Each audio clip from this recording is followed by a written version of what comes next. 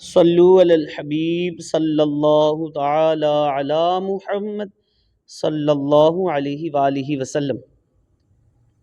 آئیے دکان خوب چلے اس کا وظیفہ سماعت فرماتے ہیں۔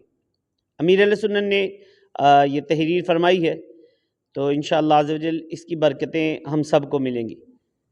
امیر علیہ سنت کی طرف سے جو وظیفہ ملا کہ سورۃ الکوثر 7 بار، پہلی بار اعوذ باللہ من الشیطان الرجیم بسم اللہ الرحمن الرحیم انا اعطیناک الکوثر فصل لربک وانحر ان شانئک هو الابتر۔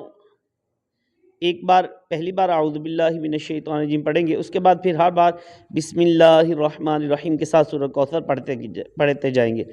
جس کی دکان نہ چلتی ہو وہ اپنی دکان پر جا کر باوضو پڑھ کر اپنی چیزوں پر دم کر لے، انشاءاللہ عز و جل خوب کسٹمر آئیں گے اور بکری یعنی سیل بڑھ جائے گی۔